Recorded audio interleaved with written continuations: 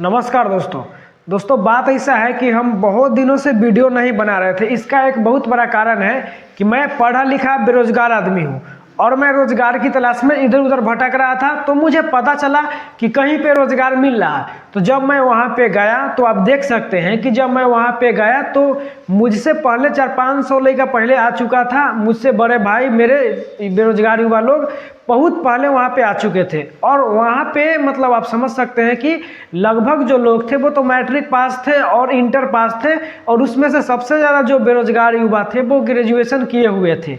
और वो आश्चर्य की बात यह है कि वो जिस पोस्ट के लिए अप्लाई कर रहे थे ना, उस पोस्ट पे ना एक 8वां पास व्यक्ति भी काम करना नहीं चाहेगा। जी हाँ दोस्तों, वो पोस्ट पे अप्लाई कर रहे थे। वो पोस्ट था गार्ड का पोस्ट था, नहीं तो वहाँ पे लोडिंग अनलोडिंग मतलब ट्रक से सामान आएगा उसको उठा के इधर से उधर करना है, ये वाला पोस्ट था। और वहाँ पे झाड़ू लगाने वाला, बाथरूम साफ करना, मतलब इस तरह के पोस्ट था। तो अब आप ये बताइए कि क्या हमारे यहाँ की सरकार सक्षम है युवाओं को रोजगार देने के लिए? भले ही दोस्तों आपको वहाँ का ये जो माहौल है वो बहुत अच्छा लग रहा होगा। आप देख सकते हैं कि मैं भी उस माहौल में हूँ और वहाँ का माहौल आपको एकदम अच्छा लगेगा कि वाह क्या रूम है, एसी लगल रूम है, बहुत अच्छा मतलब कि सब कुछ हो रहा है। लेकिन दोस्तों जो रियल काम है वो यही था कि वहाँ पे जाके आपको माल लोड अनलोड करना पड़ेगा ट्रक पर से। तो कोई पोछा मारेगा, तो कोई बाथरूम साफ करेगा, तो कोई गार्ड का नौकरी करेगा।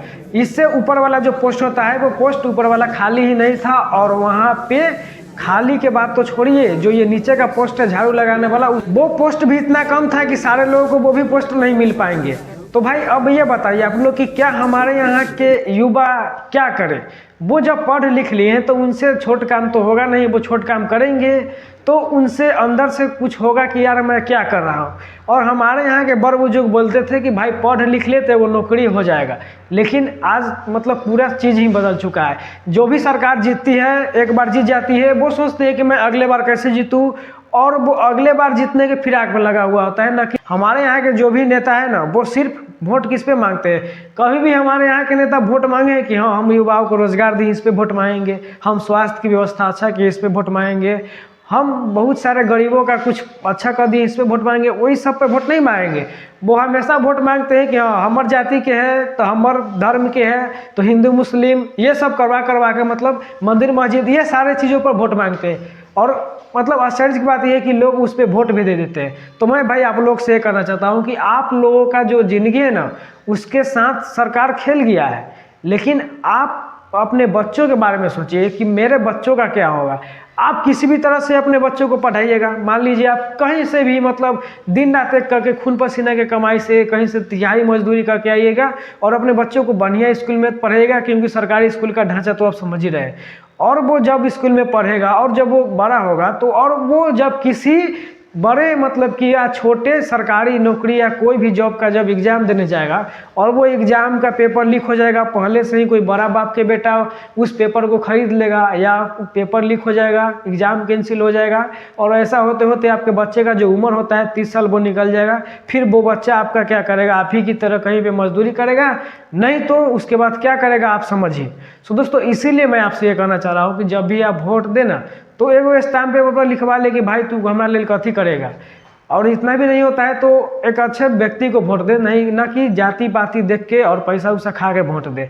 नहीं तो आप वोट देते रहिए, आपके साथ तो खेल ही गया है और आपके बच्चों के साथ भी खेल जाएगा। इतना ही नहीं दोस्तों, अगर आप एक आंकड़ा देखिएगा ना पढ़े लिखे लोगों का, तो उसमें आप ये देखिएगा कि जो 5वां और 8वां वाले लोग हैं ना, उसको ज़्यादा नौकरी मिल रहा है ग्रेजुएशन वाले की तुलना में। क्योंकि दोस्तों हमारे यहाँ तो जो बड़े बड़े नौकरियाँ होती है वो आम इंसान के हाथ में होता ही नहीं है। पेपर लीक, क्वेश्चन लीक, तो कहीं धांधली, तो कहीं पैसा लेके नंबर दे दिया जाता है, तो कहीं सीट बिक जाता है। और इस चक्कर में जो हकदार होता है मेन, जो युवा पढ़ते हैं, जो गरीब होते हैं, वो अपने जीवन का 25 साल पढ़ाई में लगा देते हैं, उनको कुछ नहीं मिल पाता है। और वो लास्ट में उनका जो दिल होता है वो क्या बोलता है मैं बता नहीं सकता हूँ। क्योंकि दोस्तों मैं खुद बेरोजगार आदमी हूँ और जब मैं वहाँ पे रोजगार लेने गया तो मुझे पता चला कि वहाँ पे किस तरह के काम है। और वो काम सुनने के बाद मुझ पे क्या बीता होगा और हमारे जैसे बहुत सारे हमारे भाई थे उस पर क्या बीता होगा, वो आप समझ सकते हैं अगर आप एक पढ़े लिखल बेरोजगार हैं तो।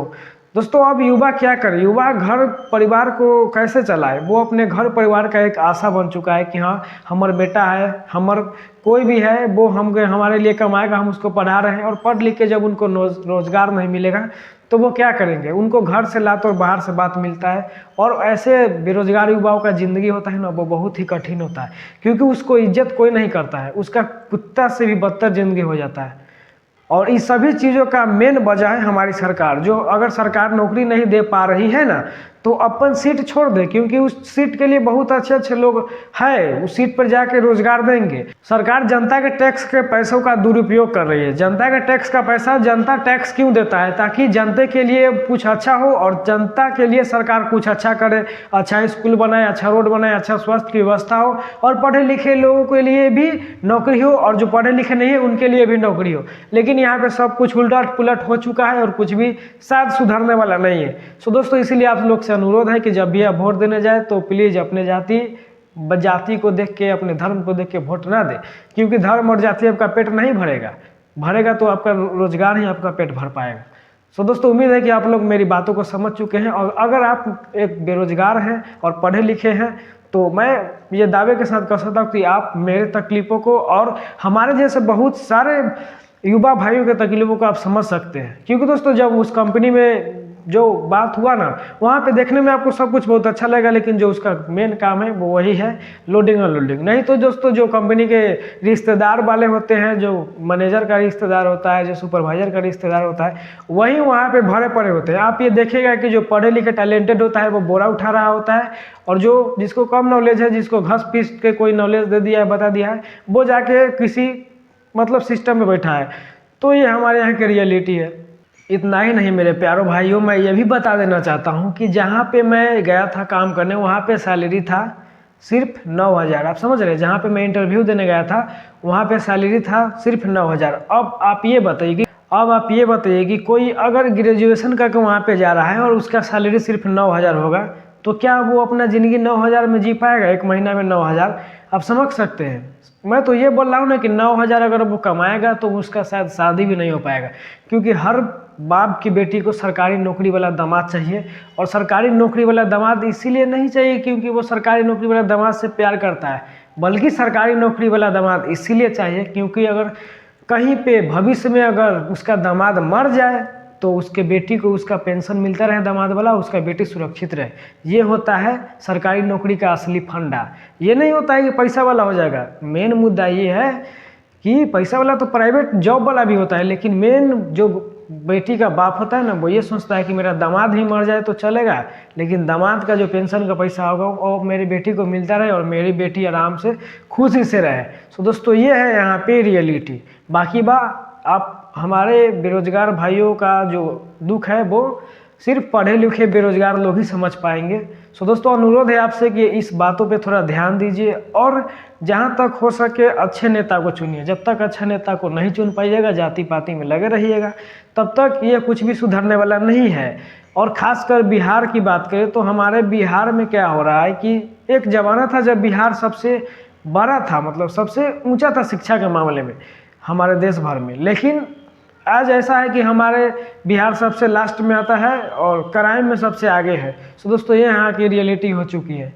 मैं ये भी जानता हूँ कि अच्छा नेता आजकल तो कोई खड़ा भी नहीं होता है, क्योंकि अच्छा नेता तो पता नहीं चल रहा है कि कौन खड़ा हुआ कहाँ गया। लेकिन कोशिश करिए कि कोई अच्छा नेता आए। और सो दोस्तों उम्मीद करते हैं कि आप हमारे और हमारे जैसे बहुत सारे बेरोजगार भाइयों का जो तकलीफ़ है, वो दुख है, वो समझे होंगे। आप अगर नहीं समझे होंगे तो नहीं समझिएगा, क्योंकि ये वही समझ सकता है जो पढ़ा लिखा बेरोजगार आदमी है। समझ रहे हैं, जो पढ़ लिख के जिनको रोजगार नहीं मिल रहा है, जो 9,000 पर लोडिंग अनलोडिंग का काम करेगा, जो झाड़ू लगाने का काम करेगा या बाथरूम साफ करने का काम करेगा। सो दोस्तों ये यहाँ की रियलिटी है।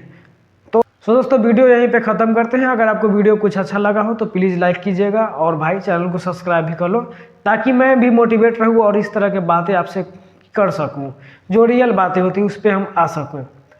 सो दोस्तों चलिए धन्यवाद, मिलते हैं किसी दूसरे वीडियो में।